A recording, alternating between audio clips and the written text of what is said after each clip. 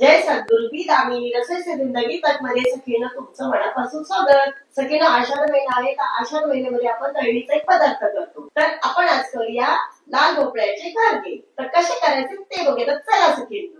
तर सखीनं आपण साहित्य बघूया।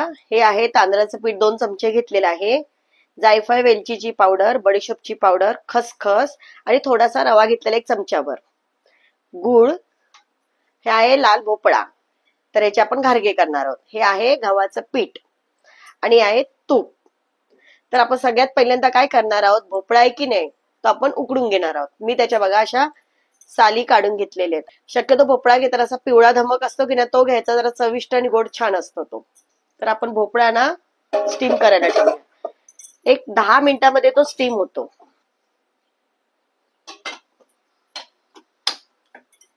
तर आपण 10 मिनिटांनी बघूया। आता बघा 10 मिनिटं झालेली आहेत, आपण बघूया।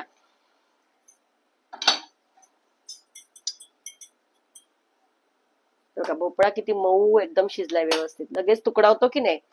तुम्ही खिसूनही घेऊ शकता, तो खिसून घेऊन शिजवू पण शकता, पण हे लवकर होतं। हे बघा एकदम मऊ शिजला। आता आपण काढून घेऊया।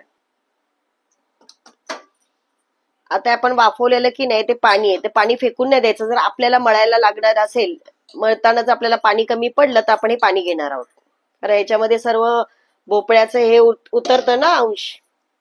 आता भोपळा आहे आपण गॅसवर ठेवूया आणि याच्यामध्येच आपण गूळ घालून घेऊया। आता गोड तुम्हाला किती हवं असेल त्याप्रमाणे। पाव किलो भोपळा आहे तर आपण 100 ते 150 ग्रॅम तरी गुळ लागतोच त्याला, कारण गव्हाच्या पिठाला गोडवा कसा येणार। तुम्ही जास्त कमी पण गुळ घेऊ शकता, तुम्हाला किती गोड हवा असेल त्या हिशोबाने।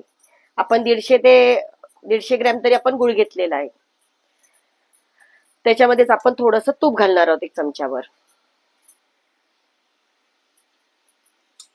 आता हे गुळ आहे ना वितळून घेऊया आपण याच्यामध्येच।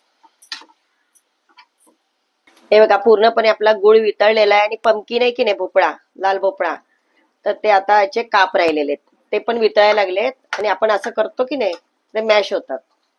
आता याच्यामध्येच ना आपण खसखस, हे बघा ही खसखस आहे, ती खसखस घालून घेऊया।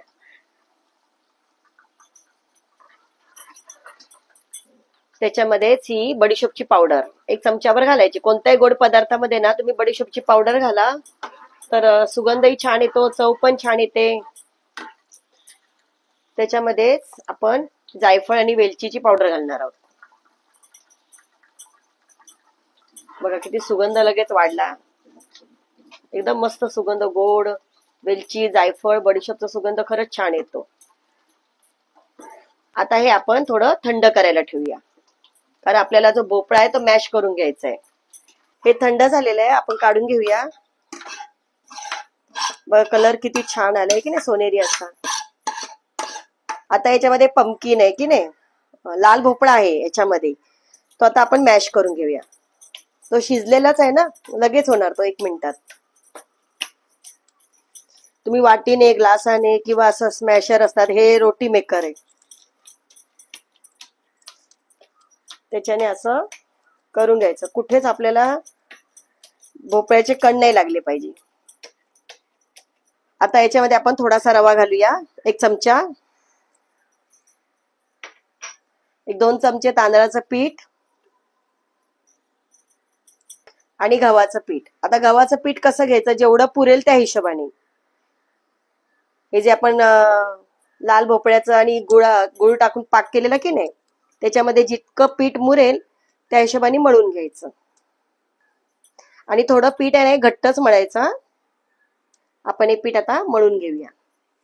आता बघा थोडंसं पीठ मळून झालंय आपलं, घट्टच मळलेलं आहे। थोडंसं तेल लावायचं त्याच्यावरती, म्हणजे ते चिकटत नाही। मऊ मऊ असं दाबून घ्यायचं पीठ। बघा कसं गोळा झाला की नाही।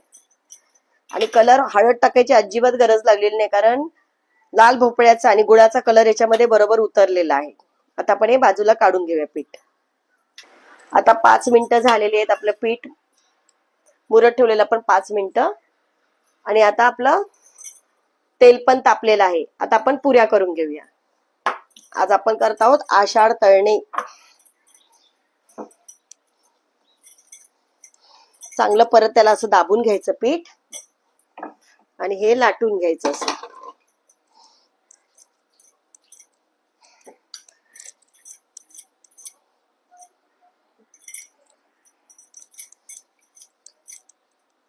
आता तुम्हाला किती जाड पाहिजे किती पातळ पाहिजे त्या हिशोबाने. आता हे बघा जास्त जाड नाहीये जास्त पातळ नाहीये, ठीक आहे ना. आपल्याला किती पातळ हवं असेल त्या हिशोबाने आपण असं लाटून घ्यायचं. आता हे आपलं लाटून झालंय ना, थोडंसं काय करायचं वरतून थोडीशी अशी खसखस टाकायची. आपण पाक करताना पण घातलेली. आता ह्याच्यावर अशी दाबून घ्यायची खसखस, म्हणजे ती दाबल्या जाते बरोबर पिठामध्ये ना, दबल्या जाते छानशी. आता ही फाटली तरी काही हरकत नाहीये, कारण का आपण ह्याच्याने वाटीने असे गोल गोल पुऱ्या करणार आहोत त्याच्या.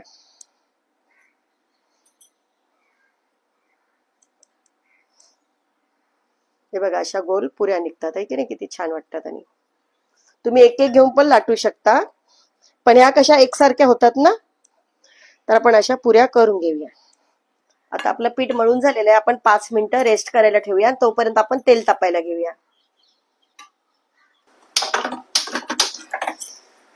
आपण आता एक छानसं कडक तेल करून घेऊया. आता आपलं तेल तापलंय की नाही बघूया. तेल जरा गरम व्हायला पाहिजे व्यवस्थित. हे वरती आलं म्हणजे आपलं तेल तापलं समजायचं.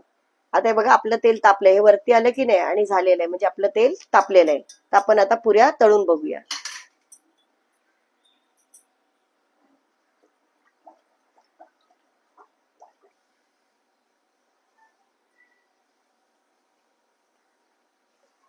एक साइड झाली की लगेच दुसरी साइड अशी पलटी करून घ्यायची.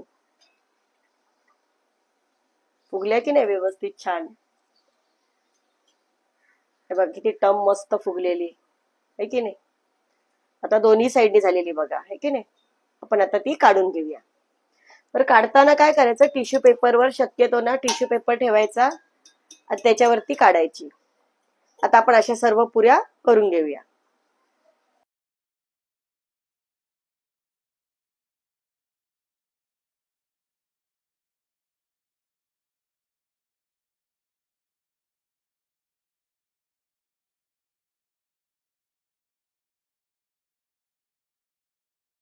तर सगळीनं बघा आपले घारगे तयार आहेत आणि कसे मस्त टम फुगलेले आहेत माहिती नाही. आता आपण खाऊन बघूया कसे झालेत ते.